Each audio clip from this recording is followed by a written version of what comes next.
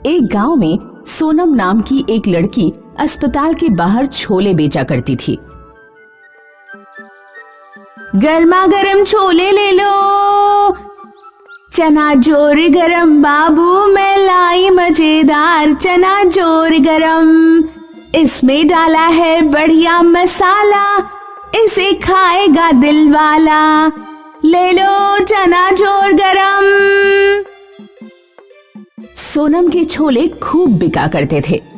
अस्पताल के मरीज जब ठीक होकर बाहर आते तो वे एक बार सोनम के छोले जरूर खाते। अस्पताल के बाहर पिंकी नाम की एक पापड़ बेचने वाली भी आती थी। पिंकी के पापड़ कम बिका करते थे, इसलिए वह सोनम से बहुत चिढ़ती थी। गर्मा गर्म छोले, सड़े बुरे छोले, पता नहीं कितने दिन पुराने बासी छोले उठा लाती है ये सोनम सड़ेलिया।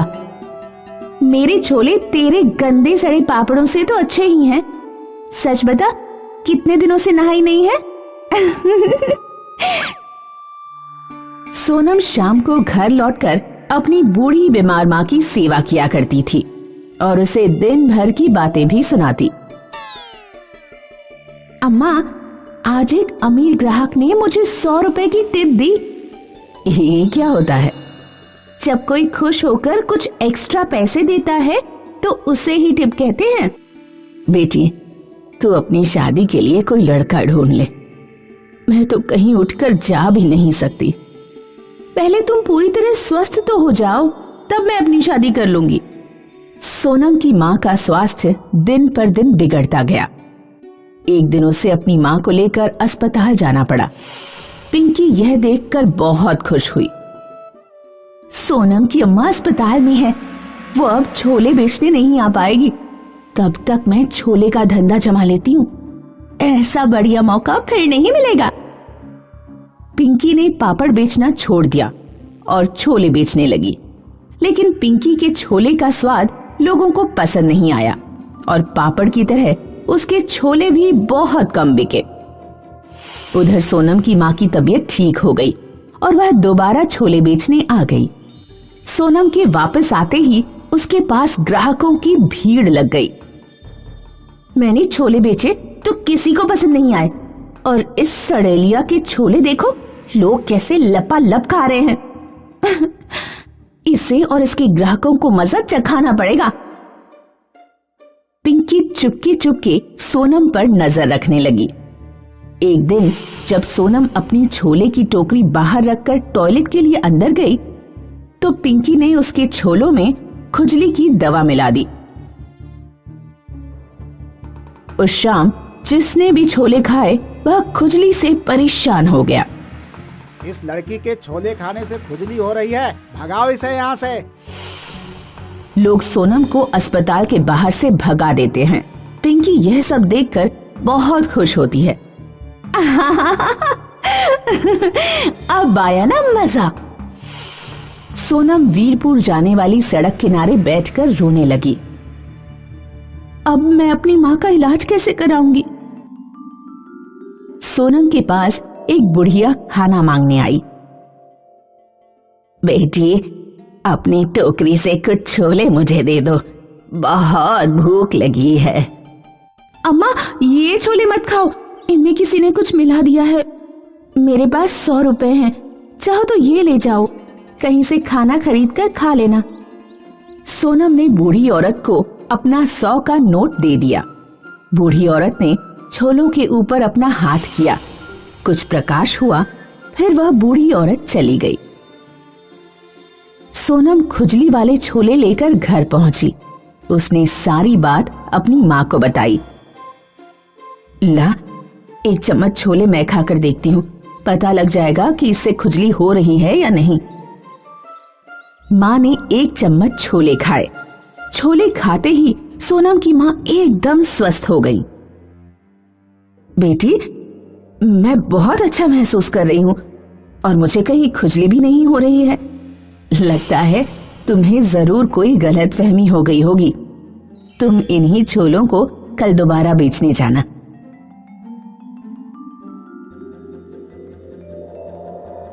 सोनम अगले दिन ही छोले लेकर अस्पताल के बाहर पहुंची। अस्पताल के बाहर ये बात फैल गई कि एक लड़की जादुई छोले बेच रही है, जिसके छोले खाने से कोई भी बीमारी ठीक हो जा रही है। सोनम के पास रोगियों की भीड़ उमड़ने लगी। लोगों ने उसे 2 गुने 3 गुने पैसे दिए और छोले खाए और सभी स्वस्थ होकर अपने घर लौट गए। पिंकी को भी यह बात पता लगी। जादुई छोले, ये क्या पागलपन है, जरा मैं भी तो खाकर देखूं। पिंकी ने भी सोनम के छोले खरीदे। जैसे ही उसने छोले खाए उसे भयानक खुजली होने लगी। अरे अरे अम्मा, मर गई रे, ये क्या हो रहा है? हर जगह बहुत खुजली हो रही है। मर गई रे, मर गई। सोनम ने देखा कि बूढ़ी औरत जिसे उसने 100 का नोट दिया था, दूर खड़ी मुस्कुरा रही है। सोनम समझ गई कि जादुई छोले उसी बूढ़ी अम्मा का चमत्कार है। बूढ़ी औरत पिंकी के पास गई और उससे बोली, क्या अब भी तुम कभी दूसरों के सामान में कोई उल्टी सीधी चीज तो नहीं मिलाओगी? अगर तुम वादा करो तो मैं तुम्हारी खुजली ठीक कर दूं। हाँ हाँ हाँ, मेरी खुजली जल्दी से ठीक करो। मैं वादा करती हूँ, आगे से कोई शरारत नहीं करूंगी। औरत पिंकी को ठीक कर देती है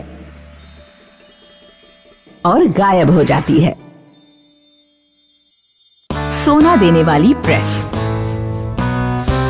सुरभि के माता पिता की बचपन में ही मृत्यु हो जाने के कारण सुरभि के चाचा चाची को उसे पालना पड़ा। सुरभि की चाची सुरभि को अपने ऊपर बोझ मानती थी।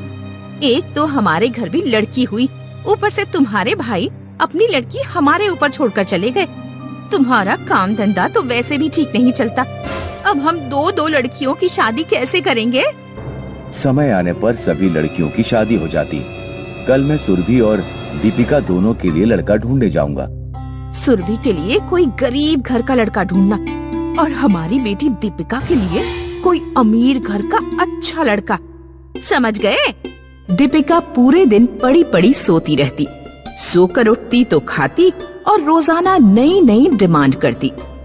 माँ, मुझे अपने लिए लिपस्टिक, पाउडर, चप्पलें और भी ढेर सारा सामान लाना है। 5000 रुपए दो ना। दूसरी तरफ सुरभि घर का सारा काम करती और कोई भी डिमांड नहीं करती। चाची जी, कपड़े प्रेस हो गए और खाना भी बन गया है, खा लीजिए। दीपिका, तुम भी खाना खा लो। मैं अभी बाहर से आई हूँ, मेरे पैर गंदे हो गए हैं, पानी लाकर मेरे पैर धो दे। मैं अभी तुम्हारे पैर नहीं धो सकती क्योंकि मैं खाना परोसने जा रही हूँ। क्या क्या कहा? तू मेरे पैर नहीं धो सकती? अभी लाते मार मार कर तेरा मुंह सुजा दूंगी। तभी सुरभि के चाचा वहाँ आ जाते हैं। दीपिका, अपनी बहन से इस तरह बात करते हैं क्या? तुमने यही तमीज सीखी है? आप क्यों उसे डांट रहे हैं? उसने क्या असलियत में लात मार दी? सुरभि, जा चाचा के लिए पानी लेकर आ और उसके बाद अलमारी में रखे पुराने कपड़े भी प्रेस कर देना। सुरभि चली जाती है तो चाची चाचा से कहती है, कोई लड़का मिला या नहीं?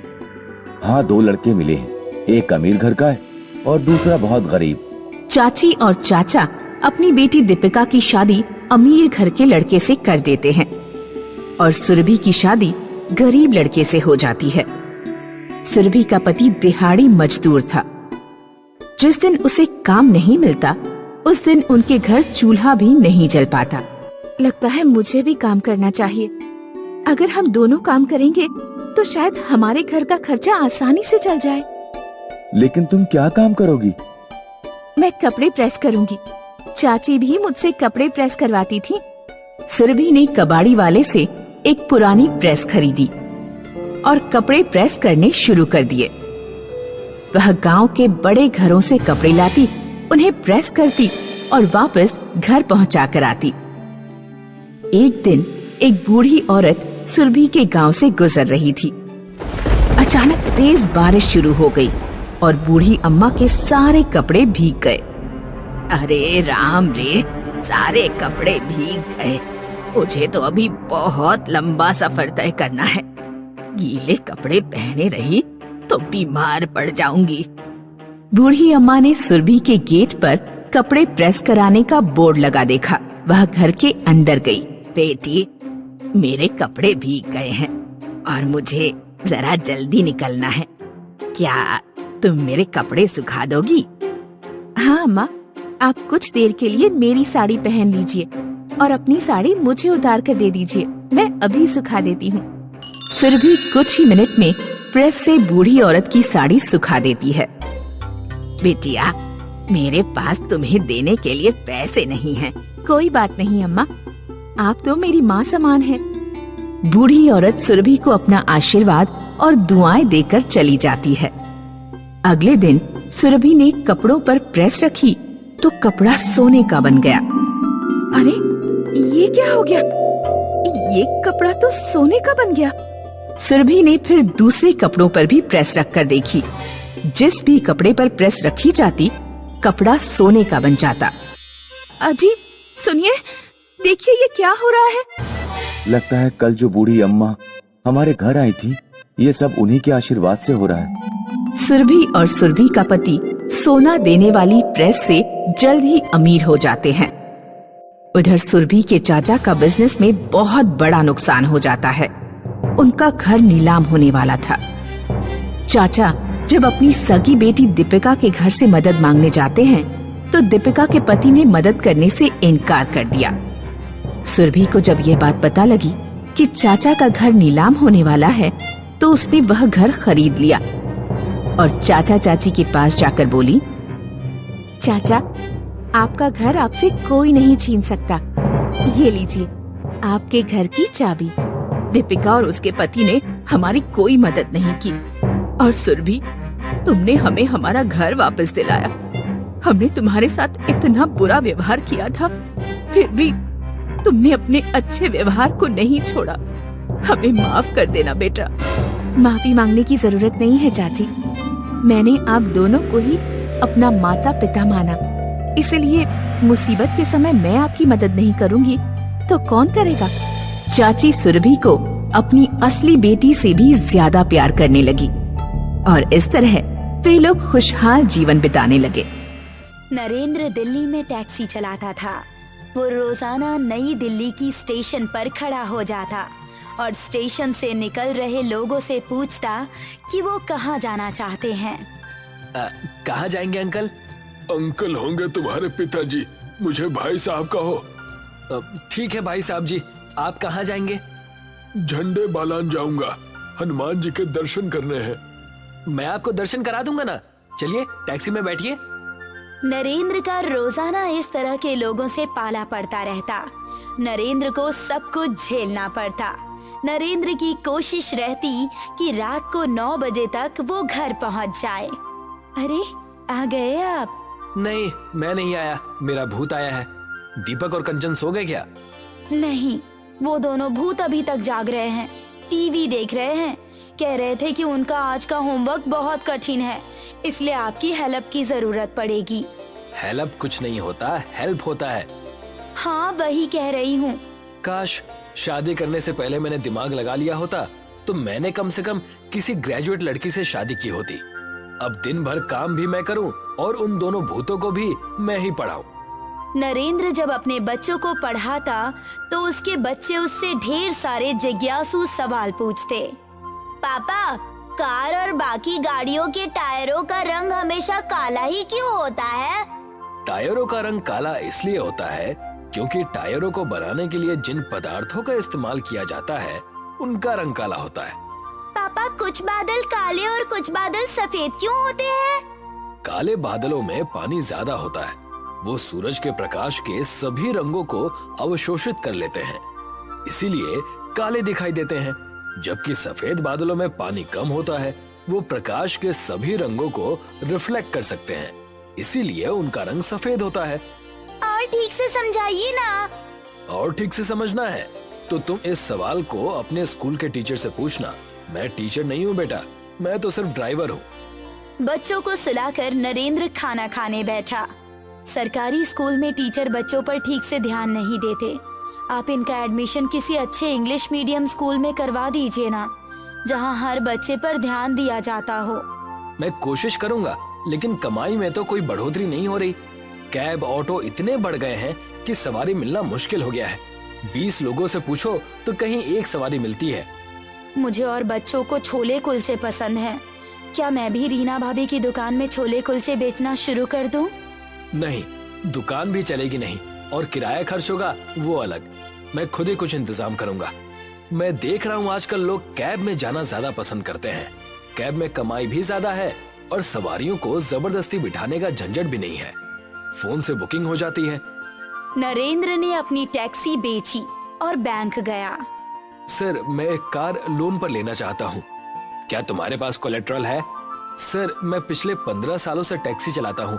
कार का उपयोग कैब की तरह करूंगा और समय पर आपका लोन चुका दूंगा। बैंक को तुम्हारे ऊपर भरोसा है और तुम्हें लोन मिल जाएगा, लेकिन कुछ ना कुछ कोलेट्रल तो रखना ही पड़ेगा। नरेंद्र के पास अपने मकान के अलावा कोई संपत्ति नहीं थी। उसने अपने मकान पर लोन लेकर कार खरीद ली। कार का लोन जितनी जल्दी निकल जाए उतना ही अच्छा है। इसीलिए अब मैं दिन रात छोटे बड़े सभी रूटों पर काम करूंगा। इसीलिए अगर मैं रात में घर ना आ पाऊं तो परेशान मत होना। नरेंद्र दिन रात कैब चलाने लगा। उसका उद्देश्य था कि 1 साल के अंदर वो अपने बच्चों का किसी अच्छे स्कूल में एडमिशन करा दे। मौका मिलने पर नरेंद्र कैब में ही सोने की कोशिश करता। उधर उसके बच्चे घर पर नरेंद्र का इंतजार करते रहते। दोनों छत पर बैठकर बादल देख रहे हैं। देखो, वो वाला बादल डायनासोर जैसा लग रहा है और वो वाला बादल कैंडी की तरह लग रहा है। तुम दोनों यहाँ छत पर बैठे बादल देख रहे हो और मैं तुम्हें नीचे गलियों में ढूंढ रही थी। ये लो, मैंने छोले कुलचे बनाए हैं। अरे वाह, छोले कुलचे! मम्मी, बादलों में हमें आकृतियाँ क्यों दिखाई देती हैं? बादलों में कोई आकृति नहीं होती। हमारे दिमाग में जिस चीज की छवि घूम रही होती है, हमें बादलों में वही आकृति दिखाई देती है। उधर दिन रात कैब चलाने की वजह से नरेंद्र की नींद पूरी नहीं हो पा रही थी। एक दिन नरेंद्र रात के 1 बजे एक सवारी को हरियाणा लेकर जा रहा था कि तभी उसकी झपकी लग गई। सामने से आ रहा ट्रक ड्राइवर नशे में ट्रक चला रहा था। नरेंद्र की कार और ट्रक आपस में टकरा गए। कार का आगे का हिस्सा लगभग पूरी तरह दब गया। आसपास के लोगों ने नरेंद्र को कार से बाहर निकालकर अस्पताल पहुंचाया। तुम्हें लगभग साल भर तक कोई काम नहीं करना है। कुछ दिनों बाद तुम हॉस्पिटल से छुट्टी ले सकते हो, लेकिन घर पर भी आराम ही करना। ऐसी हालत में नरेंद्र लोन तो चुका नहीं सकता था। कुछ दिनों बाद बैंक वाले आ धमके। हम माफी चाहते हैं, तुम्हारा परिवार भी है, लेकिन अब तुम्हारा घर नीलाम करने के अलावा बैंक के पास कोई विकल्प नहीं है। मम्मी पापा, हम कहाँ जाएंगे? वहीं जहाँ बादल जाते हैं, तुम्हारी नानी के घर। नरेंद्र गांव में अपने ससुराल आ गया। गीता, हम तुम्हारे परिवार को रहने की जगह तो देंगे, लेकिन खाने पीने और बच्चों की पढ़ाई लिखाई का खर्चा तुम्हें खुद ही निकालना पड़ेगा। आप चिंता मत करिए भैया, मेरा परिवार आपके ऊपर बोझ नहीं बनेगा। मैं छोले कुलचे बेचूंगी और मेरे बच्चे गांव के सरकारी स्कूल में पढ़ लेंगे। गीता गांव में छोले कुलचे बेचने की जगह खोजने लगी। शाम को घर लौटकर उसने नरेंद्र को बताया, जी मैंने छोले कुलचे बेचने के लिए जगह ढूंढ ली है। ऐसी जगह तो खोजी है ना जहाँ खूब भीड़ भाड़ रहती हो और लोगों की नजर पड़ती हो?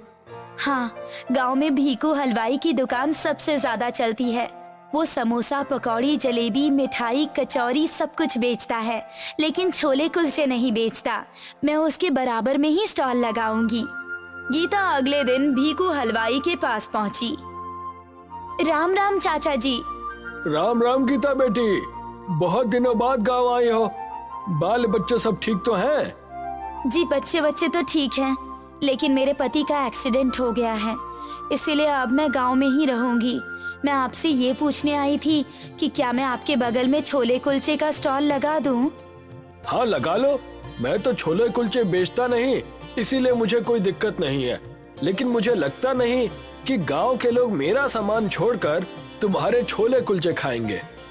गीता ने अपने दोनों बच्चों की मदद से एक बड़ी सी मेज पर छोले कुलचे बनाए और बेचने शुरू किए। आइए आइए आइए, बारात में बाद में जाइए, पहले छोले कुलचे खाइए। गांव में कोई छोले कुलचे नहीं बेचता था, इसलिए गीता का कारोबार चल निकला। अब जो ग्राहक भीकू हलवाई की दुकान पर आते थे वो छोले कुलचे का भी मजा लेते थे। जैसे जैसे गीता की कमाई बढ़ रही थी वैसे वैसे भीकू हलवाई को गीता खल रही थी। मेरे सारे ग्राहक इसके ग्राहक बन गए, समझ में नहीं आ रहा कि अब क्या करूं। उधर गीता की कमाई बढ़ी तो उसने अपने मायके को छोड़कर किराए पर एक घर ले लिया। मुझे माफ कर देना गीता, मुझे लगता था कि तुम ज्यादा पढ़ी लिखी नहीं हो इसलिए कुछ नहीं कर सकती, लेकिन तुमने तो अपने दम पर घर संभाल लिया। आपकी कर्मशीलता ने ही मुझे प्रेरणा दी है जी। उधर भीकू हलवाई म्युनिसिपैलिटी के ऑफिस पहुंचा।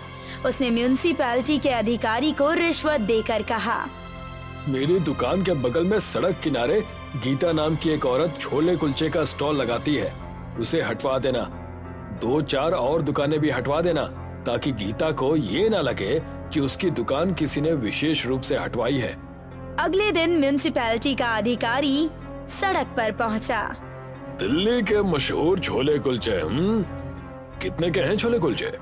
20 रुपए के हैं। एक प्लेट मुझे भी खिलाना। छोले कुलचे खाने के बाद अधिकारी बोला, तुम्हारे छोले तो अच्छे हैं, लेकिन तुम्हें अपना कारोबार यहाँ से हटाना होगा, क्योंकि हम सड़क किनारे का सारा अतिक्रमण हटा रहे हैं। अभी रहने दीजिए साहब, अगर मैं यहाँ से कारोबार हटा लूंगी तो मेरी रोजी रोटी नहीं चल पाएगी। तुम किराए पर कोई दुकान ले लो। साहब, मेरे पति बीमार हैं, उनकी दवा का खर्च, रहने का किराया, बच्चों की स्कूल की फीस, इन सारी चीजों में ही पैसे चले जाते हैं। मैं दुकान किराए पर नहीं ले सकती। तो मुझे नहीं पता, कहीं भी जाओ, लेकिन यहाँ से अपना सामान हटाओ। अधिकारी ने पूरी सड़क खाली करा दी। दीपक और कंचन ने एक एक भगोना अपने सिर पर रख लिया और वे तीनों घर की तरफ चल दिए।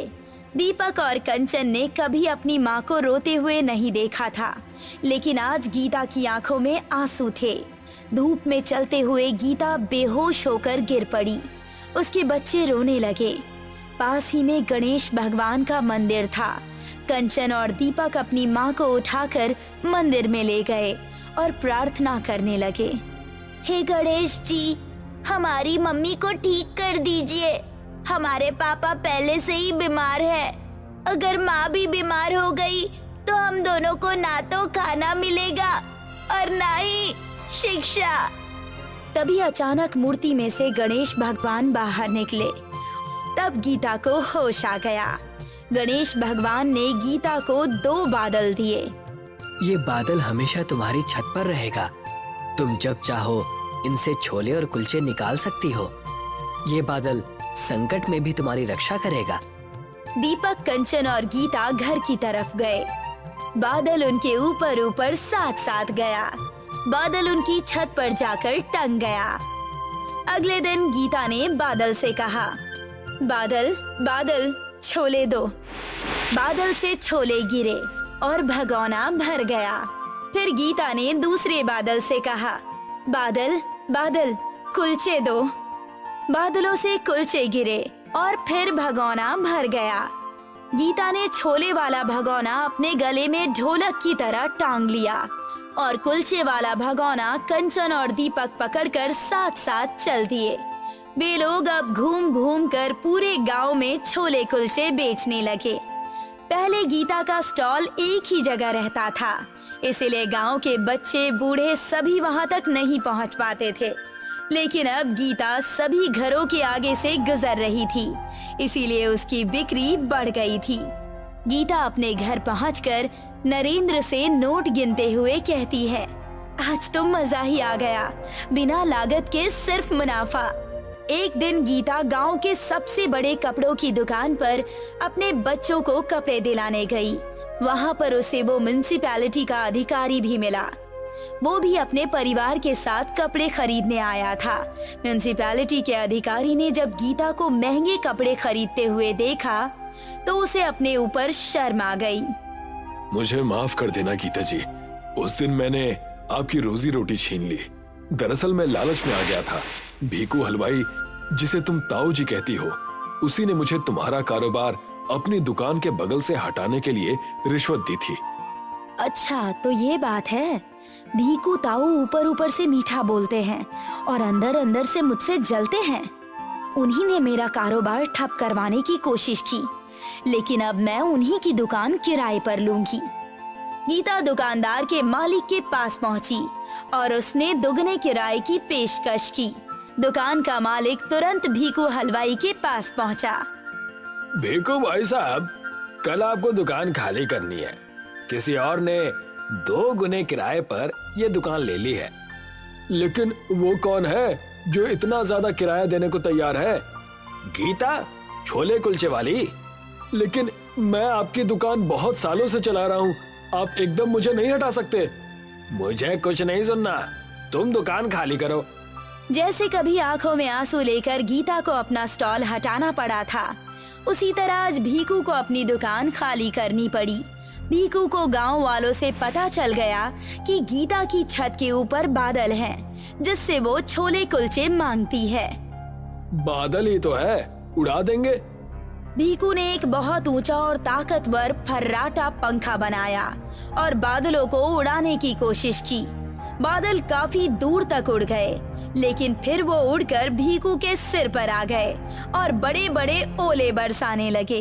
भीकू भागा भागा फिर रहा था, लेकिन उसके सिर पर ओलों की धमाधम बारिश हो रही थी। अरे बाप रे, कोई बचाओ मुझे। गीता बेटी, मुझे बचा लो। मैं तुम्हारे आगे हाथ पैर जोड़ता हूँ और अब मैं कभी तुम्हारे रास्ते में नहीं आऊंगा।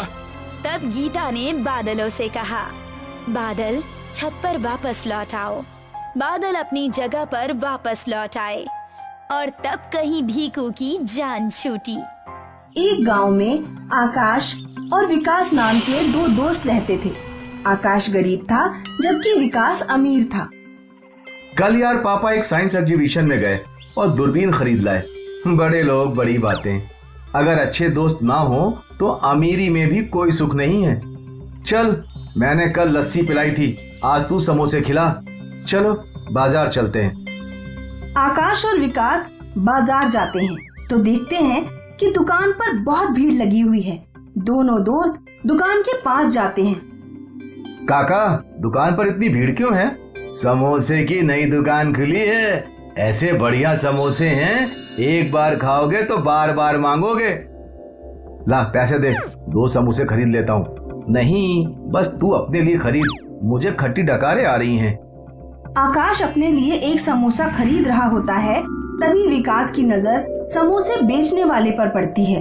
विकास समोसे बेचने वाले को कुछ शक की निगाहों से देखता है। बड़ी मुश्किल से एक समोसा मिला है। वाह, ऐसा समोसा तो मैंने पहले कभी नहीं खाया। तुम भी खा कर देखो, एक बार खाओगे तो बार बार मांगोगे। इस दुकान का नाम देख लेता हूँ, कल फिर यहाँ आऊंगा। आकाश दुकान का नाम देखता है। दुकान का नाम होता है जादुई समोसे। तुमने एक बात नोट की क्या? हर कोई समोसे वाले के समोसे की तारीफ कर रहा है और कह रहा है एक बार खाओगे तो बार बार मांगोगे। मुझे तो जादुई समोसे में कुछ गड़बड़ लग रही है। उस समोसे वाले को देखकर भी मुझे शक हो रहा है। जासूसी नॉवेल पढ़ पढ़कर तुम्हारा दिमाग खराब हो गया है। चलो घर चलते हैं, अंधेरा हो गया है और बारिश भी आने वाली है। आकाश और विकास अपने घर चले जाते हैं।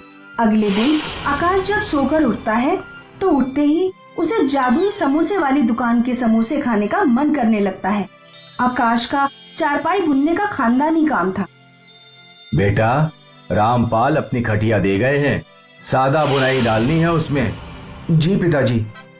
आकाश खटिया बुनने बैठता है, लेकिन अपने काम में बिल्कुल ध्यान ही नहीं लगा पाता। पिताजी, मैं समोसे खाने जा रहा हूँ, अभी आता हूँ।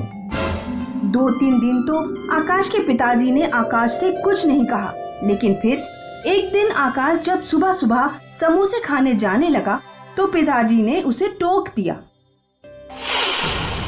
ये रोज रोज क्या समोसे खाता रहता है? पेट खराब कर लिया है तूने समोसे खाकर अपना। पहले तो तूने इतने समोसे कभी नहीं खाए। लेकिन पिछले 2-3 दिनों से तो तूने हद कर रखी है। आज मैं तुझे नहीं जाने दूंगा। लेकिन पिताजी, मैं बिना समोसे खाए नहीं रह पाऊंगा। आकाश के पिताजी ने आकाश का हाथ पकड़ लिया, लेकिन आकाश फिर भी नहीं रुका। गांव वालों, मेरा लड़का पागल हो गया है, जरा इसे रोकने में मेरी मदद करो। आकाश के पिताजी आकाश को पकड़ते हैं। पिताजी को एक आदमी पकड़ता है, उस आदमी को दूसरा आदमी पकड़ता है, दूसरे को तीसरा, तीसरे को चौथा। इस तरह पूरी एक चेन बन जाती है। आकाश अपने पिताजी से हाथ छुड़ा लेता है, पूरी चेन एकदम से गिरती है। आकाश उस दिन भी जाकर समोसे खाता है। अगले दिन आकाश के पिताजी विकास के घर जाते हैं। विकास बेटा, पता नहीं आकाश को क्या हो गया है। बाजार में जादुई समोसे नाम की जो नई दुकान खुली है, बार बार उसी दुकान के समोसे खाने जाता है। आप चिंता ना करें अंकल जी, मैं सब कुछ संभाल लूंगा। उस दिन जब रात को जादुई समोसे की दुकान का मालिक दुकान बंद करके अपने घर की ओर लौट रहा था, तो विकास ने दूरबीन से उसे देखा। विकास दुकान के मालिक का पीछा करता है। बहुत जल्द पूरे गांव को हमारे समोसे की लत लग जाएगी, तब हम बहुत अमीर हो जाएंगे। गांव वाले मूर्ख, जानते ही नहीं कि तुम एक केमिस्ट हो और समोसों में नशीला पदार्थ मिलाते हो, और फिर लोगों को समोसे की लत पड़ जाती है। हल्के बोल, किसी ने सुन लिया तो मारे जाएंगे। विकास सारी बातें सुन लेता है। अगले दिन विकास कुछ गांव वालों के साथ जादुई समोसे वाली दुकान पर पहुंचता है। क्या बात है, तुम लोग यहाँ क्यों आए हो? ये हम तुम्हें बाद में बताएंगे। मुखिया चाचा, पहले तुम समोसे खाओ। मुखिया चाचा समोसे खाते हैं। अब मेरा और समोसे खाने का मन कर रहा है। सच बताओ, तुम अपने समोसे में क्या मिलाते हो? आलू और मसालों के अलावा मैं कुछ भी नहीं मिलाता अपने समोसे में। सच बोल दो, वरना मैं अभी पुलिस को बुला लूंगा। पुलिस का नाम सुनते ही दुकान का मालिक डर जाता है और सब कुछ कबूल कर लेता है। मुझे माफ कर दो, अपनी बिक्री बढ़ाने के लिए मैं समोसों में नशीला पदार्थ मिलाता था, ताकि लोगों को समोसे की लत लग जाए और वो बार बार मेरी दुकान पर समोसे खाने आए। विकास तुरंत पुलिस को फोन लगाता है। पुलिस आकर केमिस्ट को गिरफ्तार करती है। इसीलिए मैं तुमसे कहा करता था कि बाहर की चीजें ज्यादा नहीं खानी चाहिए। एक गांव में सोनम नाम की एक लड़की अस्पताल के बाहर छोले बेचा करती थी।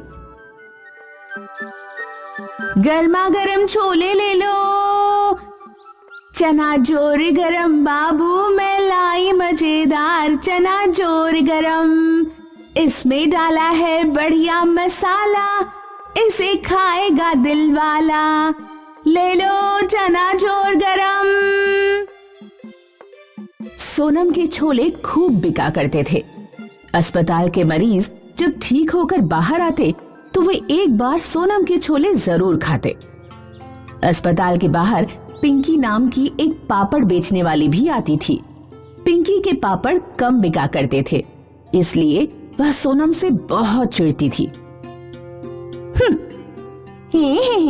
गर्मा गर्म छोले, सड़े बुरे छोले, पता नहीं कितने दिन पुराने बासी छोले उठा लाती है ये सोनम सड़ेलिया। मेरे छोले तेरे गंदे सड़े पापड़ों से तो अच्छे ही हैं। सच बता, कितने दिनों से नहाई नहीं है? सोनम शाम को घर लौटकर अपनी बूढ़ी बीमार माँ की सेवा किया करती थी और उसे दिन भर की बातें भी सुनाती। अम्मा, आज एक अमीर ग्राहक ने मुझे 100 रुपए की टिप दी। ये क्या होता है? जब कोई खुश होकर कुछ एक्स्ट्रा पैसे देता है तो उसे ही टिप कहते हैं। बेटी, तू अपनी शादी के लिए कोई लड़का ढूंढ ले। मैं तो कहीं उठकर जा भी नहीं सकती। पहले तुम पूरी तरह स्वस्थ तो हो जाओ, तब मैं अपनी शादी कर लूंगी। सोनम की माँ का स्वास्थ्य दिन पर दिन बिगड़ता गया। एक दिन उसे अपनी माँ को लेकर अस्पताल जाना पड़ा। पिंकी यह देखकर बहुत खुश हुई। सोनम की अम्मा अस्पताल में है, वो अब छोले बेचने नहीं आ पाएगी। तब तक मैं छोले का धंधा जमा लेती हूँ, ऐसा बढ़िया मौका फिर नहीं मिलेगा। पिंकी ने पापड़ बेचना छोड़ दिया और छोले बेचने लगी। लेकिन पिंकी के छोले का स्वाद लोगों को पसंद नहीं आया और पापड़ की तरह उसके छोले भी बहुत कम बिके। उधर सोनम की माँ की तबीयत ठीक हो गई और वह दोबारा छोले बेचने आ गई। सोनम के वापस आते ही उसके पास ग्राहकों की भीड़ लग गई। मैंने छोले बेचे तो किसी को पसंद नहीं आए, और इस सड़ेलिया के छोले देखो, लोग कैसे लपालप खा रहे हैं। इसे और इसके ग्राहकों को मजा चखाना पड़ेगा।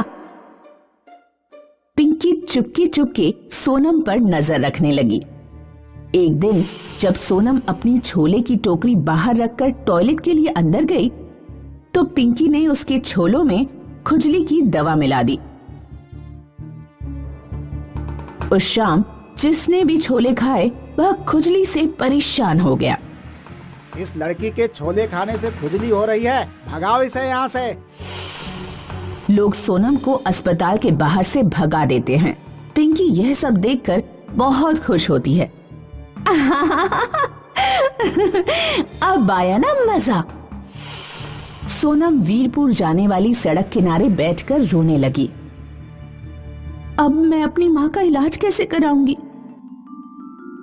सोनम के पास एक बुढ़िया खाना मांगने आई। बेटी, अपनी टोकरी से कुछ छोले मुझे दे दो, बहुत भूख लगी है। अम्मा, ये छोले मत खाओ, इनमें किसी ने कुछ मिला दिया है। मेरे पास 100 रुपए हैं, चाहो तो ये ले जाओ, कहीं से खाना खरीद कर खा लेना। सोनम ने बूढ़ी औरत को अपना 100 का नोट दे दिया। बूढ़ी औरत ने छोलों के ऊपर अपना हाथ किया, कुछ प्रकाश हुआ, फिर वह बूढ़ी औरत चली गई। सोनम खुजली वाले छोले लेकर घर पहुंची। उसने सारी बात अपनी माँ को बताई। ला, एक चम्मच छोले मैं खाकर देखती हूँ, पता लग जाएगा कि इससे खुजली हो रही है या नहीं। माँ ने एक चम्मच छोले खाए। छोले खाते ही सोनम की माँ एकदम स्वस्थ हो गई। बेटी, मैं बहुत अच्छा महसूस कर रही हूँ और मुझे कहीं खुजली भी नहीं हो रही है। लगता है तुम्हें जरूर कोई गलतफहमी हो गई होगी। तुम इन्हीं छोलों को कल दोबारा बेचने जाना।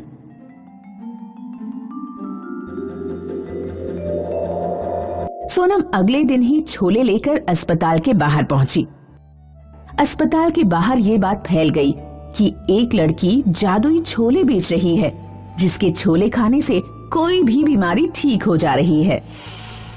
सोनम के पास रोगियों की भीड़ उमड़ने लगी। लोगों ने उसे 2 गुने 3 गुने पैसे दिए और छोले खाए और सभी स्वस्थ होकर अपने घर लौट गए। पिंकी को भी यह बात पता लगी।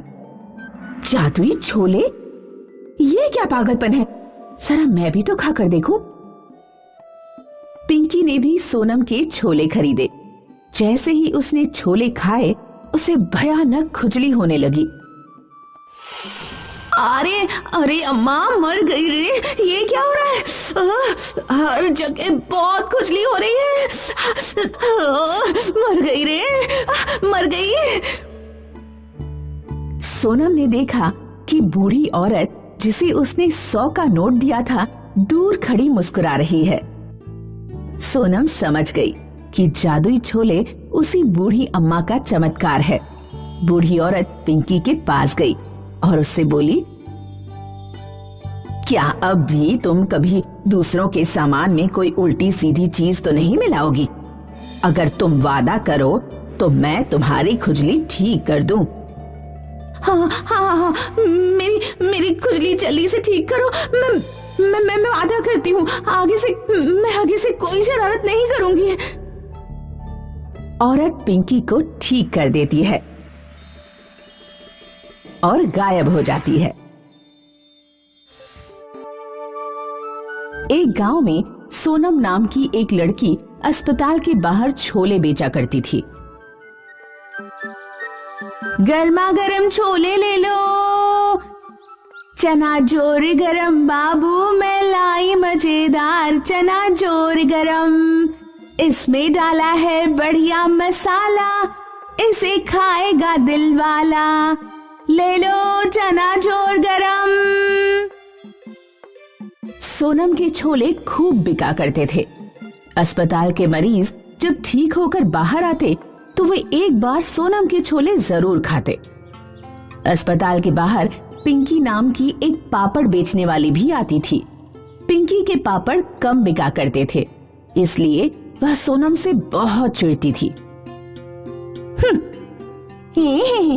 गर्मा गर्म छोले, सड़े बुरे छोले, पता नहीं कितने दिन पुराने बासी छोले उठा लाती है ये सोनम सड़ेलिया। मेरे छोले तेरे गंदे सड़े पापड़ों से तो अच्छे ही हैं। सच बता, कितने दिनों से नहाई नहीं है? सोनम शाम को घर लौटकर अपनी बूढ़ी बीमार माँ की सेवा किया करती थी और उसे दिन भर की बातें भी सुनाती। अम्मा, आज एक अमीर ग्राहक ने मुझे 100 रुपए की टिप दी। ये क्या होता है? जब कोई खुश होकर कुछ एक्स्ट्रा पैसे देता है तो उसे ही टिप कहते हैं। बेटी, तू अपनी शादी के लिए कोई लड़का ढूंढ ले। मैं तो कहीं उठकर जा भी नहीं सकती। पहले तुम पूरी तरह स्वस्थ तो हो जाओ, तब मैं अपनी शादी कर लूंगी। सोनम की माँ का स्वास्थ्य दिन पर दिन बिगड़ता गया। एक दिन उसे अपनी माँ को लेकर अस्पताल जाना पड़ा। पिंकी यह देखकर बहुत खुश हुई। सोनम की अम्मा अस्पताल में है, वो अब छोले बेचने नहीं आ पाएगी। तब तक मैं छोले का धंधा जमा लेती हूँ, ऐसा बढ़िया मौका फिर नहीं मिलेगा। पिंकी ने पापड़ बेचना छोड़ दिया और छोले बेचने लगी। लेकिन पिंकी के छोले का स्वाद लोगों को पसंद नहीं आया और पापड़ की तरह उसके छोले भी बहुत कम बिके। उधर सोनम की माँ की तबीयत ठीक हो गई और वह दोबारा छोले बेचने आ गई। सोनम के वापस आते ही उसके पास ग्राहकों की भीड़ लग गई। मैंने छोले बेचे तो किसी को पसंद नहीं आए, और इस सड़ेलिया के छोले देखो, लोग कैसे लपालप खा रहे हैं। इसे और इसके ग्राहकों को मजा चखाना पड़ेगा। पिंकी चुपके चुपके सोनम पर नजर रखने लगी। एक दिन जब सोनम अपनी छोले की टोकरी बाहर रखकर टॉयलेट के लिए अंदर गई तो पिंकी ने उसके छोलों में खुजली की दवा मिला दी। उस शाम जिसने भी छोले खाए वह खुजली से परेशान हो गया। इस लड़की के छोले खाने से खुजली हो रही है, भगाओ इसे यहाँ से। लोग सोनम को अस्पताल के बाहर से भगा देते हैं। पिंकी यह सब देखकर बहुत खुश होती है। अब आया ना मजा। सोनम वीरपुर जाने वाली सड़क किनारे बैठकर रोने लगी। अब मैं अपनी माँ का इलाज कैसे कराऊंगी? सोनम के पास एक बुढ़िया खाना मांगने आई। बेटी, अपनी टोकरी से कुछ छोले मुझे दे दो, बहुत भूख लगी है। अम्मा, ये छोले मत खाओ, इनमें किसी ने कुछ मिला दिया है। मेरे पास 100 रुपए हैं, चाहो तो ये ले जाओ, कहीं से खाना खरीद कर खा लेना। सोनम ने बूढ़ी औरत को अपना 100 का नोट दे दिया। बूढ़ी औरत ने छोलों के ऊपर अपना हाथ किया, कुछ प्रकाश हुआ, फिर वह बूढ़ी औरत चली गई। सोनम खुजली वाले छोले लेकर घर पहुंची। उसने सारी बात अपनी माँ को बताई। ला, एक चम्मच छोले मैं खाकर देखती हूँ, पता लग जाएगा कि इससे खुजली हो रही है या नहीं। माँ ने एक चम्मच छोले खाए। छोले खाते ही सोनम की माँ एकदम स्वस्थ हो गई। बेटी, मैं बहुत अच्छा महसूस कर रही हूँ और मुझे कहीं खुजली भी नहीं हो रही है। लगता है तुम्हें जरूर कोई गलतफहमी हो गई होगी। तुम इन्हीं छोलों को कल दोबारा बेचने जाना।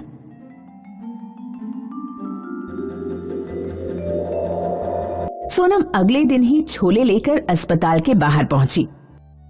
अस्पताल के बाहर ये बात फैल गई कि एक लड़की जादुई छोले बेच रही है, जिसके छोले खाने से कोई भी बीमारी ठीक हो जा रही है। सोनम के पास रोगियों की भीड़ उमड़ने लगी। लोगों ने उसे 2 गुने 3 गुने पैसे दिए और छोले खाए और सभी स्वस्थ होकर अपने घर लौट गए। पिंकी को भी यह बात पता लगी। जादुई छोले, ये क्या पागलपन है, जरा मैं भी तो खाकर देखूं। पिंकी ने भी सोनम के छोले खरीदे। जैसे ही उसने छोले खाए उसे भयानक खुजली होने लगी। अरे अरे अम्मा, मर गई रे, ये क्या हो रहा है? हर जगह बहुत खुजली हो रही है। मर गई रे, मर गई। सोनम ने देखा कि बूढ़ी औरत जिसे उसने 100 का नोट दिया था दूर खड़ी मुस्कुरा रही है। सोनम समझ गई कि जादुई छोले उसी बूढ़ी अम्मा का चमत्कार है। बूढ़ी औरत पिंकी के पास गई और उससे बोली, क्या अब भी तुम कभी दूसरों के सामान में कोई उल्टी सीधी चीज तो नहीं मिलाओगी? अगर तुम वादा करो तो मैं तुम्हारी खुजली ठीक कर दूं। हाँ, मेरी खुजली जल्दी से ठीक करो। मैं वादा करती हूँ, आगे से कोई शरारत नहीं करूंगी। औरत पिंकी को ठीक कर देती है और गायब हो जाती है। एक गांव में आकाश और विकास नाम के 2 दोस्त रहते थे। आकाश गरीब था जबकि विकास अमीर था। कल यार पापा एक साइंस एग्जीबिशन में गए और दूरबीन खरीद लाए। बड़े लोग बड़ी बातें। अगर अच्छे दोस्त ना हो तो अमीरी में भी कोई सुख नहीं है। चल, मैंने कल लस्सी पिलाई थी, आज तू समोसे खिला। चलो बाजार चलते हैं। आकाश और विकास बाजार जाते हैं तो देखते हैं कि दुकान पर बहुत भीड़ लगी हुई है। दोनों दोस्त दुकान के पास जाते हैं। काका, दुकान पर इतनी भीड़ क्यों है? समोसे की नई दुकान खुली है। ऐसे बढ़िया समोसे हैं, एक बार खाओगे तो बार बार मांगोगे। ला पैसे दे, 2 समोसे खरीद लेता हूँ। नहीं, बस तू अपने लिए खरीद, मुझे खट्टी डकारें आ रही हैं। आकाश अपने लिए एक समोसा खरीद रहा होता है, तभी विकास की नजर समोसे बेचने वाले पर पड़ती है। विकास समोसे बेचने वाले को कुछ शक की निगाहों से देखता है। बड़ी मुश्किल से एक समोसा मिला है। वाह, ऐसा समोसा तो मैंने पहले कभी नहीं खाया। तुम भी खा कर देखो, एक बार खाओगे तो बार बार मांगोगे। इस दुकान का नाम देख लेता हूँ, कल फिर यहाँ आऊंगा। आकाश दुकान का नाम देखता है। दुकान का नाम होता है जादुई समोसे। तुमने एक बात नोट की क्या? हर कोई समोसे वाले के समोसे की तारीफ कर रहा है और कह रहा है एक बार खाओगे तो बार बार मांगोगे। मुझे तो जादुई समोसे में कुछ गड़बड़ लग रही है। उस समोसे वाले को देखकर भी मुझे शक हो रहा है। जासूसी नॉवेल पढ़ पढ़कर तुम्हारा दिमाग खराब हो गया है। चलो घर चलते हैं, अंधेरा हो गया है और बारिश भी आने वाली है। आकाश और विकास अपने घर चले जाते हैं। अगले दिन आकाश जब सोकर उठता है तो उठते ही उसे जादुई समोसे वाली दुकान के समोसे खाने का मन करने लगता है। आकाश का चारपाई बुनने का खानदानी काम था। बेटा, रामपाल अपनी खटिया दे गए हैं, सादा बुनाई डालनी है उसमें। जी पिताजी।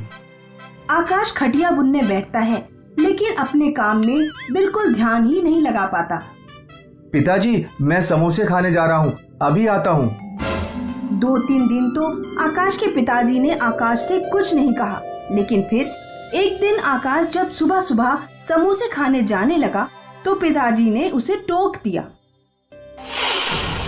ये रोज रोज क्या समोसे खाता रहता है? पेट खराब कर लिया है तूने समोसे खाकर अपना।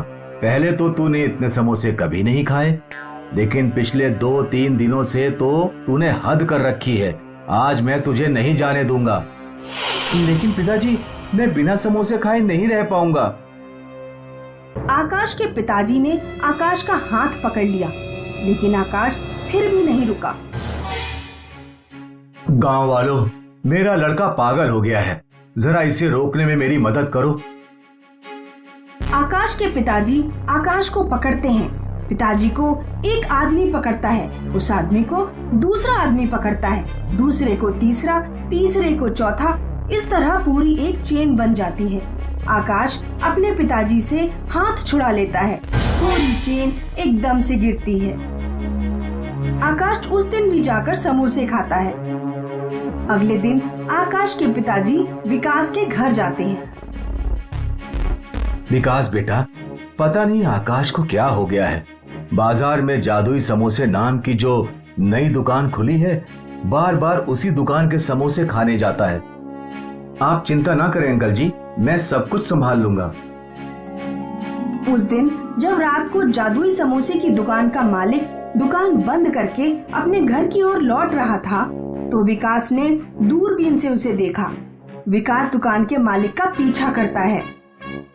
बहुत जल्द पूरे गांव को हमारे समोसे की लत लग जाएगी, तब हम बहुत अमीर हो जाएंगे। गांव वाले मूर्ख जानते ही नहीं कि तुम एक केमिस्ट हो और समोसों में नशीला पदार्थ मिलाते हो, और फिर लोगों को समोसे की लत पड़ जाती है। हल्के बोल, किसी ने सुन लिया तो मारे जाएंगे। विकास सारी बातें सुन लेता है। अगले दिन विकास कुछ गांव वालों के साथ जादुई समोसे वाली दुकान पर पहुंचता है। क्या बात है, तुम लोग यहाँ क्यों आए हो? ये हम तुम्हें बाद में बताएंगे।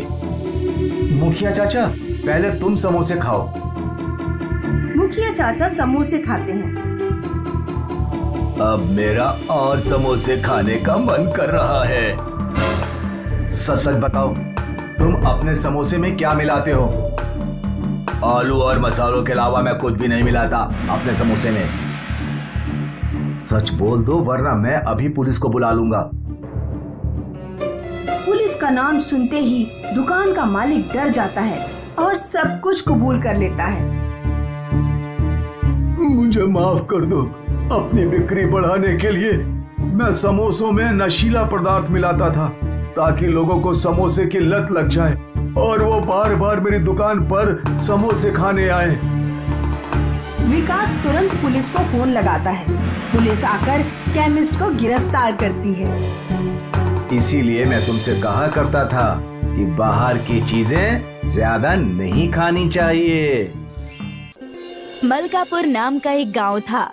वहाँ श्यामलाल अपने छोटे लाल और बेटी विमला के साथ रहता था। घर में माँ न होने की वजह से घर की देखभाल भाई बहन बखूबी करते। दोनों भाई बहन रेडी पर मैगी छोले कुलचा बेचने का काम किया करते थे। पूरे शहर में सबसे अच्छा व्यापार उनका ही था। बस समस्या ये थी कि विमला का पति उनका व्यापार हथियाना चाहता था, और इसी बात से छोटे लाल और केशव में हमेशा ही अनबन हुआ करती थी। बिमला, ओ बिमला, मैं कब से कह रहा हूँ हम भी अपनी दुकान खोल लेते हैं। कब तक तुम अपने परिवार की दुकान में गधा मजदूरी करती रहोगी? आपको तो सिर्फ पैसा ही दिखता है, ये नहीं कि हमारे व्यापार में मदद करे। सुबह हुई नहीं कि आपका हर चीज में पनौती लगाना शुरू। विमला के डांटते ही केशव वहाँ से चला जाता है, लेकिन उसी समय छोटे लाल ने सारी बातें सुन ली और विमला से कहने लगा, दीदी, अगर जीजा जी चाहते हैं कि आप अपना व्यापार खोल लें, तो आपको वो खोल लेना चाहिए। आप क्यों हर दिन उनके ताने सुनती हैं? व्यापार तो व्यापार होता है, चाहे आप करें या मैं। तुम भी इनकी बातें सुनकर नाराज हो जाते हो। मैं समझती हूँ कि तुम्हें बुरा लगता है, लेकिन मैं अपने परिवार का साथ छोड़कर कहीं नहीं जाने वाली। मैगी छोले कुलचा इतना प्रसिद्ध था कि उनकी दुकान हमेशा ही भरी रहती, और इस बात की खबर केशव को थी। वो चाहता था कि अपना व्यापार खोलकर विमला की मदद से धनवान हो जाए। आ गई तुम। कैसा व्यापार गया आज का? हमेशा की तरह अच्छा ही गया होगा। मैं अभी भी कह रहा हूँ तुमसे। मैंने तुम्हें 1000 बार समझाया है, मुझसे बेफिजूल की बातें मत किया करो। थक हार कर मैगी छोले कुलचा दिन भर बेचती हूँ, और तुम मुझे अपने मन का पाप मत सुनाओ। विमला के कड़क व्यवहार की वजह से केशव शांत हो गया और मन ही मन सोचने लगा, इन भाई बहन को अलग करना होगा। तभी कोई बात बनेगी। केशव अपने विचार अनुसार षड्यंत्र रचने लगा और मैगी छोले कुलचे के दुकान पर कुछ चोरों को घुसाकर सारे पैसे छोटेलाल के घर यानी उसके कमरे में रखवा दिया। हाय राम, हम लुट गए, चोरी हो गई हमारे दुकान में, हे भगवान। विमला की आवाज सुनकर गांव वाले और कई दुकानदार वाले वहां पहुंच गए। उन्हें देखकर केशव खुश हो गया और अपनी अगली चाल चलने लगा। क्या हो गया भाग्यवान, इतनी परेशान क्यों हो? हमारे दुकान में चोरी हो गई। कल रात को ही सारे पैसे यही रखे हुए थे, किसी ने सब चुरा लिया। ये सब कैसे हो गया? मैंने रात को ही सारे पैसे आपके सामने संभाल के रखे थे, बहुत नुकसान हो गया। अब हम क्या करेंगे, कहाँ जाएंगे, फिर से कैसे व्यापार खड़ा करेंगे? हमारे साल भर की मेहनत थी वो। मौके का फायदा उठाकर केशव ने कहा, मैंने छोटेलाल को कुछ पैसे घर ले जाते हुए देखा था, शायद उसने ही घर रखे हो। मुझ पर इल्जाम मत लगाओ, मैं अपनी दुकान से चोरी क्यों करूंगा? चाहो तो मेरे कमरे की तलाशी ले लो। जब किसी की नीयत खराब हो जाती है तो उसका कोई भरोसा नहीं होता। केशव के इल्जाम से छोटेलाल क्रोध में आकर सबको अपने घर की तलाशी लेने के लिए कहता है और वहां जाते ही छोटेलाल चौंक जाता है। छोटेलाल देखता है कि सारे पैसे उसके घर में ही हैं। पैसों को देखकर उसकी बोलती बंद हो जाती है और उसी समय केशव बोलता है, देखा, मैंने कहा था ना, घर का भेदी ही लंका दहन करता है। लेकिन मैंने कोई चोरी नहीं की है, ये सरासर बेईमानी है। बस छोटे बस, तुझे जो करना था तूने कर दिया, अब कोई रिश्ता नहीं रखना मुझे तुझसे। विमला और केशव वहाँ से चले जाते हैं। मुझे तो यकीन ही नहीं हो रहा है, छोटू ऐसा कैसे कर सकता है। हम अपना मैगी छोले कुलचे का व्यापार शुरू कर देंगे और वो भी बिना किसी के मदद के। मैं तो पहले से ही कह रहा था तुम्हें कि ऐसा करो, लेकिन तुम हो कि सुनती ही नहीं हो। अगले ही दिन से केशव और विमला ने अपने मैगी छोले कुलचे का गाड़ी लगाना शुरू किया। उस दिन छोटेलाल ने अपना दुकान नहीं खोला। केशव और विमला की खूब बिक्री हुई। मैं भी हार नहीं मानने वाला, मैं कल से मैगी छोले कुलचे की दुकान शुरू कर दूंगा। अगले दिन छोटेलाल ने अपनी दुकान खोल दी। छोटेलाल की पुश्तैनी दुकान होने की वजह से उस दिन सिर्फ उसी की बिक्री हुई। दूसरी तरफ विमला और केशव का व्यापार कुछ खास नहीं हुआ। छोटेलाल की दुकान अब भी हमसे ज्यादा चल रही है, इसका कुछ तो करना पड़ेगा हमें। अरे तो क्या गायब कर दोगे उसे? आप तो उसके पीछे ही पड़ गए हो, पता नहीं उसने आपका क्या बिगाड़ा है। कुछ दिन ऐसे ही बीत गए और छोटेलाल के व्यवहार की वजह से उसके मैगी छोले कुलचे बहुत बिकते थे। केशव ने छोटेलाल को मार डालने की साजिश रची। उसने टैक्सी ड्राइवर को कुछ पैसे दिए और उसे कहा कि सुबह जब छोटेलाल दुकान खोलने के लिए आएगा तब उसे अपनी टैक्सी से उड़ा देना। काम हो जाएगा, बाकी के पैसे काम होने पर दे देना। दूसरे दिन जब छोटेलाल दुकान खोलने जा रहा होता है, टैक्सी ड्राइवर उसी वक्त अपनी गाड़ी तेज रफ्तार से चलाकर उसकी तरफ आता है और उसे जान से मारने ही वाला होता है कि तभी रोड पर विमला आ जाती है। विमला को खतरे में देखकर छोटेलाल कूदकर उसकी जान बचा लेता है। छोटेलाल उस टैक्सी ड्राइवर को पकड़ लेता है और उससे पूछताछ करने लगता है। ये सब तूने जानबूझकर किया ना?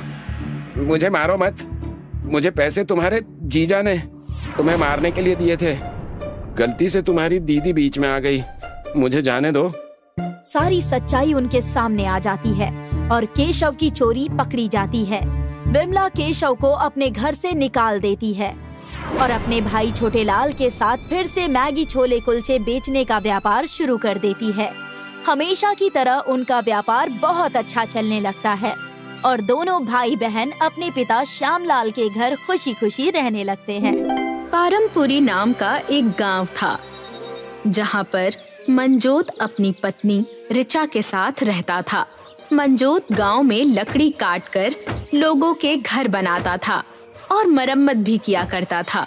मंजूत दिल का साफ इंसान था। सारे गांव वाले उसे अच्छा मानते थे। जो मजा लोगों के घर बनाने में है, वो आनंद और किसी भी चीज में नहीं है। हाँ, अच्छा तो लगेगा ही। बारिश के महीने में काम जो इतना मिल रहा है आपको, इसीलिए इतने खुश हैं आप। हाँ हाँ, काम मिल रहा है तो क्या, लोगों के घरों को बारिश से बचाना काम है मेरा। तुम ही लोगों का अच्छा करते रहते हो, मगर गांव वाले तो जरा भी अच्छे नहीं हैं। आए दिन चोरी की खबरें, जमींदारनी का प्रधान से जलना, एक दूसरे से ईर्ष्या रखना, लोगों के पीठ पीछे बुराइयां करना, यही सब चलता रहता है गांव में। अगर सब बुरा करते हैं तो इसका मतलब ये नहीं है कि हम भी उनके साथ बुरा ही करें। अच्छा छोड़ो, मैं निकलता हूँ, मुझे आज प्रधान जी का नया घर बनाना है। मंजोत कुल्हाड़ी लेकर जंगल में पहुंचता है और पेड़ काटने लगता है। आज तो लगता है कि ये पूरा दिन इस पेड़ को काटने में ही चला जाएगा। जल्दी से पेड़ की लकड़ियां काट लेता हूँ, फिर प्रधान जी का नया घर बनाना शुरू करूंगा। जंगल में बारिश होने लगती है और आसमान से एक इंसान नीचे आता है, जिसके बाएं हाथ में एक छोटा बादल था। जी, आप कौन हैं? मैं जो कोई भी हूँ, तुम्हें उससे कोई मतलब नहीं होना चाहिए। बस इतना जान लो कि मैं बारिश की ओर से आया हूँ और जल्दी ही गांव में बाढ़ आ जाएगी, जिस वजह से ना कोई घर में रह पाएगा और ना ही कोई घर के बाहर। ऐसा कोई इंसान नहीं होगा जो जमीन पर पैर रख पाएगा। मगर क्यों? ऐसे तो सब मर जाएंगे। इस गांव के लोगों का पाप का घड़ा भर चुका है। एक तुम ही यहां पर हो जो सबसे ज्यादा नेक दिल हो। ध्यान से सुनो, मैं जो तुम्हें बताने जा रहा हूं। एक बड़ा जहाज तैयार करो और जितने लोग उसमें आ सकते हैं उतने लोगों को अपने जहाज में बिठा लो। मेरे हाथ में जो बादल का कर्ण है, ये जल्दी ही काले बादल में बदल जाएगा और सुनामी की लहर इस गांव को अपने साथ ले जाएगी। मगर मैं इतना बड़ा जहाज इतनी जल्दी कैसे बनाऊंगा? बरसात की ओर से आया हुआ व्यक्ति मंजोत को एक बड़ी सोने की कुल्हाड़ी देता है। इससे तुम एक बार में ही पेड़ काट सकते हो। ये सिर्फ और सिर्फ तुम ही इस्तेमाल करना। इसे छूते ही तुम्हारे पास अति मानव लकड़हारे की शक्तियां आ जाएंगी। जाओ और जो मैंने कार्य सौंपा है उसे पूरा करो।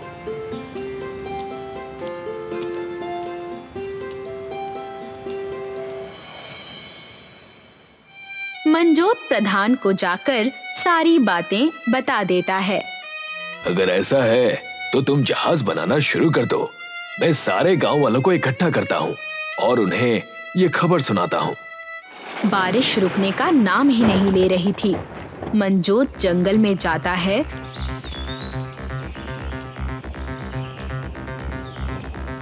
और उस कुल्हाड़ी से पेड़ काटने लगता है।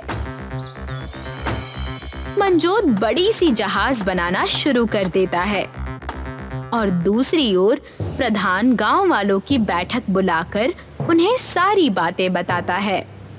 अच्छा, तो अब ये प्रधान जी कुछ नया नाटक लेकर आए हैं। मैं तुम्हारी बातों पर भरोसा नहीं करती हूँ। ये नाटक नहीं है, ये सच है। तुम खुद अपनी आंखों से देख सकती हो कि बारिश कई दिनों से रुक ही नहीं रही है। एक हफ्ते बाद ये गांव पूरी तरह से पानी में डूब जाएगा।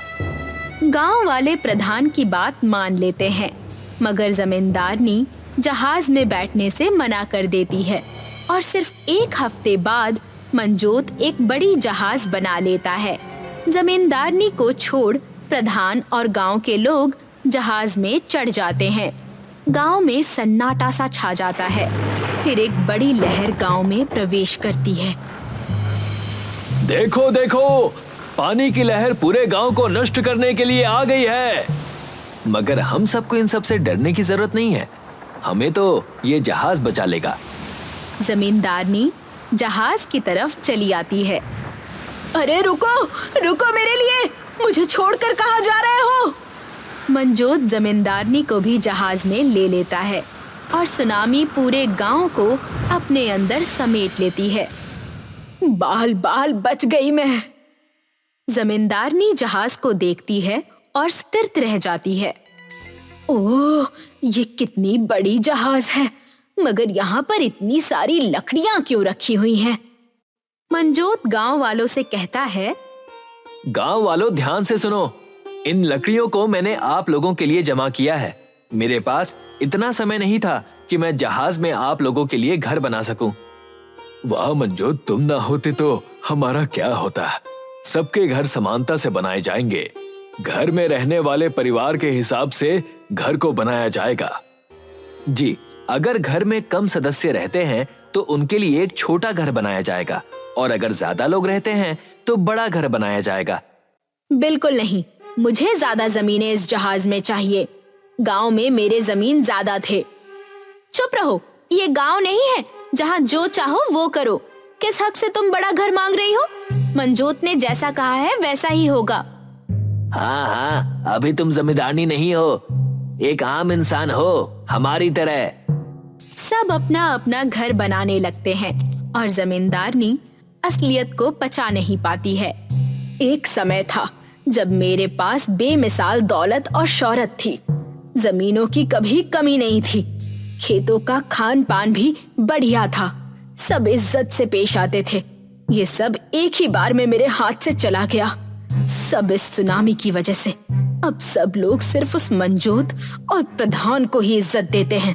मुझे कुछ करना होगा। तभी जमींदारनी का पुराना कर्मचारी वीरू उसके पास आता है। आओ वीरू आओ, क्या हुआ? जब से जहाज में आए तब से मिलने नहीं आए। काम वगैरह नहीं करना है क्या? चल बता, ये मंजोत के कुल्हाड़ी का क्या चक्कर है? जी, मंजोत के पास कुल्हाड़ी है तो उसके पास अति मानव की शक्तियां आ जाती हैं। और तो और मैंने तो ये भी देखा है कि उस कुल्हाड़ी से जब पेड़ को काटा जाता है तो वो पेड़ फिर से उग जाता है और फल भी देने लगता है। और मालकिन जी, रही बात काम की, तो मैं आपके लिए अब आगे से काम नहीं करने वाला। इतना कहकर वीरू वहां से चला जाता है और दूसरी ओर प्रधान और मंजोत जहाज में सबके लिए बराबरी का घर बना लेते हैं। जमींदारनी को भी एक घर मिलता है जो सिर्फ एक इंसान के रहने बराबर ही होता है। नहीं नहीं, मैं कभी यहाँ नहीं रहूंगी। मेरा घर इससे काफी बड़ा था। इस घर में सिर्फ एक ही इंसान रह सकता है। मुझे सब वापस लेना होगा। मैं उस मंजोत से सब छीन लूंगी। मंजोत और प्रधान जहाज पर बची लकड़ी को काट रहे थे। तभी जमींदारनी हाथ में लड्डू लेकर वहां पहुंचती है।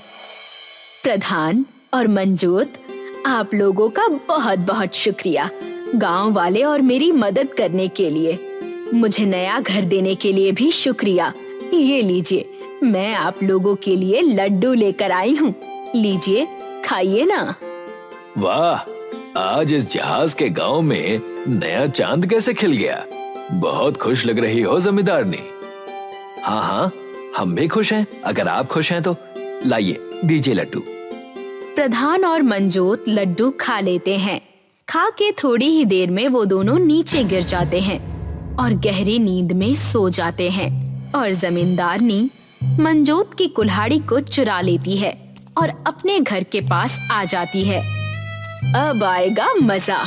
मैं अपना घर इस जहाज में सबसे बड़ा बनाऊंगी। फिर से एक बार मेरा डंका बजेगा।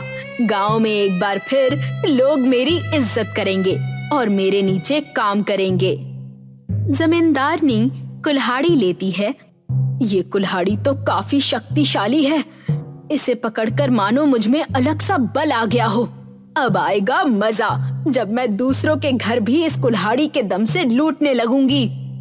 जमींदारनी आजू बाजू के सारे घर तोड़ देती है और उनके घर की लकड़ियों से खुद का एक महल बनाना शुरू कर देती है। दूसरी ओर मंजोत और प्रधान जब होश में आते हैं, गांव का तब तक काया ही पलट जाता है। जहाज में जमींदारनी का महल बन जाता है। प्रधान और मंजोत जमींदारनी से मिलते हैं। जमींदारनी, ये सब तुम क्या कर रही हो? क्या तुम समय को आंक नहीं पाती हो? ये समय अपने स्वार्थ के लिए काम करने का नहीं है। मेरी कुल्हाड़ी आपने मुझसे चुराई है। वो मेरी कुल्हाड़ी है, मुझे वापस कर दीजिए। नहीं, ये कुल्हाड़ी मुझे बरसात की ओर से आए व्यक्ति ने दी है और कहा है कि मैं इसे जिस तरीके से चाहूँ उस तरीके से इस्तेमाल कर सकती हूँ। मैं वो सब बनाऊंगी इस जहाज में जो एक समय पर मेरा हुआ करता था। चलो, मुझे और भी काम है, मैं निकलती हूँ। जमींदारनी वहाँ से निकल जाती है। झूठ, ये साफ झूठ कहा जमींदारनी ने। ये मेरी ही कुल्हाड़ी है। मैं जानता हूँ मंजोत, और मुझे विश्वास है कि जिसने तुम्हें ये कुल्हाड़ी दी थी वो ये सब देख रहा है और वही जमींदारनी को उसके किए का जवाब देगा। तभी आसमान में बिजली गरजने लगती है, बादल काले हो जाते हैं और बरसात की ओर से आया आदमी फिर अपने हाथ में बादल का कण लिए प्रकट होता है। मुझे अच्छी तरह से याद है कि मैंने ये कुल्हाड़ी मंजोत को दी थी, तो ये मुझे अभी किसी लालची के हाथ में क्यों दिखाई दे रही है? भीग गया सारा गांव, मगर फिर भी तुम एक बात ना समझी। जाओ, तुम्हारे बड़े खेत और मकान जिसे तुम इतना चाहती हो, अब मैं देखता हूँ कि तुम अब सब लेकर जो तुम्हारा था क्या पाती हो। मगर मेरा घर और खेत गांव में है और गांव पूरे तरीके से पानी में है। जमींदारनी के हाथ से कुल्हाड़ी गायब हो जाती है और उसे वो बारिश का व्यक्ति जहाज से बाहर निकाल देता है। अगली सुबह कुल्हाड़ी मंजोत के घर पर होती है। प्रधान और मंजोत गांव में फिर से सबके घर बराबरी से बना लेते हैं और आगे से सब खुशहाली से जहाज के गांव में रहने लगते हैं। मालपुरा गांव में दिनेश नाम का एक गरीब युवक रहता था। वह लकड़ी का काम करता था और उसी में मस्त रहता था। उसी गांव में एक बहुत अमीर जमींदार भी रहता था। उसका भी दिनेश की उम्र का एक बेटा था। उसका नाम तरुण था। तरुण को अपने बाप के पैसों का बहुत घमंड था और वह अक्सर एरोप्लेन में बैठकर नई नई जगहों की सैर करने का शौकीन था। वह जब किसी नई जगह की सैर करके गांव लौटता था तो गांव वालों के आगे बड़ी बड़ी डींगे हाँकने लगता था। एक दिन तरुण अपनी कार रोककर गांव वालों से बात करता है। राम राम छोटे जमींदार, कहाँ घूमने आए हैं? जहाँ अमीर लोगों को घूमना चाहिए। एरोप्लेन में बैठकर बादलों की सैर करके आया हूँ। कभी देखा है तुमने एरोप्लेन? हाँ, जमीन पर खड़े होकर आसमान में उड़ते हुए कई बार देखा है। हम तो एरोप्लेन जमीन से आसमान में उड़ते हुए ही देख सकते हैं। तुम गरीब बैलगाड़ी छाप और कर भी क्या सकते हो? तरुण गरीब गांव वालों पर यह ताना कसकर निकल जाता है, मगर गरीब गांव वालों को उस घमंडी तरुण पर गुस्सा आता है। घमंडी जमींदार का बेटा हमेशा गरीबों को नीचा दिखाने पर लगा रहता है, मानो उस उड़ने वाले जहाज में बैठने वाला दुनिया का यही अकेला आदमी हो। घमंडी हाथी है ससुरा, तभी तो इतनी लंबी नाक है। पर हम भी चींटी हैं, चींटी। इसकी लंबी नाक में घुस जाएं तो इसकी नाक में दम कर देंगे, निकम्मा कहीं का। एक दिन दिनेश का बेटा राका उससे लकड़ी का छोटा एरोप्लेन बनवाने के लिए जिद कर रहा होता है। पापा पापा, हमारे लिए लकड़ी का एरोप्लेन बना दो, हमें एरोप्लेन से खेलना है। नहीं नहीं, एरोप्लेन से खेलकर क्या करोगे? मैं तुम्हारे लिए बैलगाड़ी बना देता हूँ। दिनेश की यह बात सुनकर उसकी पत्नी आशा को गुस्सा आ जाता है और वह दिनेश को खरी खोटी सुनाने लगती है। आप भी कमाल करते हो जी, बच्चा एरोप्लेन बनाने को कह रहा है और आप बैलगाड़ी बनाने पर अड़े हुए हैं। ऐसा क्यों? कहीं बच्चा एरोप्लेन से गिरकर चोट न खा ले, इसीलिए नहीं बना रहा हूँ। ये कहो ना कि जमींदार के बेटे से डरते हो। कहीं उसने तुम्हारे बेटे को एरोप्लेन से खेलते देख लिया तो वो तुमसे नाराज हो जाएगा। यह सुनकर दिनेश में थोड़ा जोश पैदा हो जाता है और वह जमींदार के बेटे के खिलाफ बोलने की हिम्मत जुटा लेता है। क्या मैं उससे डरता हूँ? वो नाराज होकर मेरा क्या बिगाड़ लेगा? दिनेश यह कह रहा था कि तभी वहाँ बसंती आ जाती है। आशा, बहन पेट में अफारे की दिक्कत है, कहो तो इलाज कर लूं? कर लो बसंती बहन। सुना है वो जमींदार का घमंडी बेटा शादी करने वाला है और शादी से पहले हेलीकॉप्टर खरीद कर ला रहा है। हेलीकॉप्टर। यह सुनकर दिनेश अफारे का मतलब तुरंत से समझ जाता है। यह हेलीकॉप्टर क्या होता है? ये मूर्ख हेलीकॉप्टर को हेलीकॉप्टर कह रही है। हेलीकॉप्टर छोटा हवाई जहाज होता है। यह सुनकर आशा फिर से दिनेश पर ताने मारते हुए कहती है। वह अमीर बाप की औलाद है बहन। उसका बाप तो उसे असली वाला हेलीकॉप्टर दिलाने की हिम्मत रखता है, और एक ये बाप है जो बच्चे के लिए लकड़ी का हेलीकॉप्टर भी बनाने का दम नहीं रखता। ऐसा मत बोलो आशा, मैं चाहूँ तो लकड़ी का पूरा एरोप्लेन भी बना सकता हूँ। तो फिर बनाओ ना, मुहूर्त के लिए पंडित बैठाने पड़ेंगे क्या? यह कहकर जैसे ही आशा चुप होती है, बसंती बोलने लगती है। मैं तो कहती हूँ कि जरूर बनाओ। उस घमंडी का घमंड चूर करने के लिए गरीबों के पास भी एक हेलीकॉप्टर तो होना ही चाहिए, भले लकड़ी का ही क्यों ना हो। फिर जमींदार का बेटा गांव में असली हेलीकॉप्टर ले आता है और जमींदार गांव वालों को अपने घर बुलाकर समझाता है। तुम सब आज से सड़क पर बाजार लगाना बंद कर दो, क्योंकि मुझे सड़क खाली चाहिए। मेरा बेटा हेलीकॉप्टर खरीद कर लाया है और उसे उड़ाने के लिए सड़क तो चाहिए ना। हेलीकॉप्टर ही लाया है ना, कोई एरोप्लेन तो नहीं लाया है जिसे उड़ाने के लिए सड़क चाहिए। तू चुप कर बे गरीब, तेरी हेलीकॉप्टर खरीदने की औकात नहीं और बात करता है एरोप्लेन की। जमींदार के घमंडी बेटे का यह बोल सुनकर दिनेश कहता है, अगर तुझे इतना घमंड है तो मैं लकड़ी का एरोप्लेन बनाकर तेरे इसी हेलीकॉप्टर के बगल में उड़ाकर दिखा दूंगा, फिर तो तू मान जाएगा ना। अगर तू लकड़ी का एरोप्लेन बनाकर उसे हमारे हेलीकॉप्टर के बगल में उड़ाकर दिखा देगा तो मैं अपनी हवेली और खेत तेरे नाम करके गांव छोड़ दूंगा। और अगर मैं ये न कर सका तो मैं भी अपना सब कुछ तुम लोगों को देकर गांव छोड़ दूंगा, ठीक है? दिनेश की इस बात से तरुण खुश न हुआ और बोला, तुम्हें अकेले नहीं बल्कि सारे गरीबों को गांव छोड़कर जाना होगा। शर्त मंजूर है तो बोलो। क्यों भाई गांव वालों, मंजूर है तुम्हें? दिनेश पहुंचा हुआ खिलाड़ी था और ऊपर से गांव वाले जमींदार के घमंडी बेटे के घमंड से भी तंग आ गए थे, इसलिए सब ने बिना विचार किए ही हामी भर दी। हाँ, हम सबको आपकी शर्त मंजूर है। उस दिन के बाद दिनेश दिन रात लकड़ी का एरोप्लेन बनाने में लग जाता है और जमींदार मन ही मन यह सोचकर खुश होता रहता है कि अब तो गांव के सब गरीब किसानों के घर और खेत उसके हो जाएंगे, क्योंकि दिनेश का लकड़ी का एरोप्लेन उसके असली हेलीकॉप्टर के सामने एक खिलौना ही साबित होगा। क्या बे दिनेश, तो कुछ कर भी सकेगा या अपने साथ साथ हमें भी डुबोएगा? तुम चिंता मत करो, मैं ऐसा एरोप्लेन बनाऊंगा जिसमें गांव के सभी गरीब बैठकर आसमान में उड़ते दिखाई देंगे। देख लेना, कहीं हम आसमान में उड़ने के बजाय गांव छोड़ने के लिए सड़क पर धूल उड़ाते ना नजर आए। इस तरह 1 महीना बीत जाता है और दिनेश कहीं की ईंट और कहीं का रोड़ा जमा करके लकड़ी का एक बहुत बड़ा एरोप्लेन बना लेता है। ये पूरा एरोप्लेन कार के पहियों पर खड़ा था। इस एरोप्लेन को देखकर जमींदार और उसका बेटा दोनों हंसने लगते हैं। अरे ये एरोप्लेन बनाया है या लकड़ी की बास?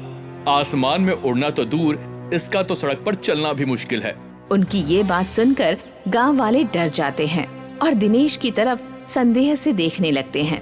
अरे भाइयों, उनकी बातों को भूलकर एरोप्लेन में लगी लकड़ी की सीटों पर बैठ जाइए। आपके बैठते ही ये अपने आप चलने लगेगा और फिर आसमान में उड़ जाएगा। उसकी बात सुनकर गांव वाले मन मारकर एरोप्लेन में बैठ जाते हैं और फिर जमींदार और उसका बेटा भी अपने हेलीकॉप्टर में बैठ जाते हैं।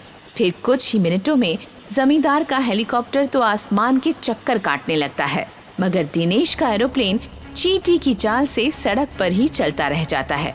अरे उड़ना तो दूर, ये तो ठीक से दौड़ भी नहीं पा रहा है। अरे मरवा दिया, अब तो खाली हाथ गांव छोड़ना पड़ेगा। चुप करके बैठो, एरोप्लेन तेजी से दौड़ते हुए आसमान में उड़ने वाला है। दिनेश का यह कहना था कि लकड़ी के एरोप्लेन में न जाने कहां से जान आ गई। वह सचमुच ही दौड़ते हुए आसमान में उड़ने लगा और जमींदार के हेलीकॉप्टर की बगल में से होते हुए उससे आगे निकल गया। इस तरह जमींदार की हार हुई और उसके घमंडी बेटे का सारा घमंड चूर चूर हो गया।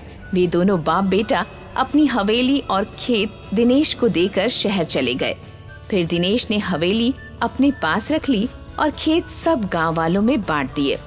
इस तरह सब गांव वाले दिनेश की बुद्धिमत्ता को मान गए।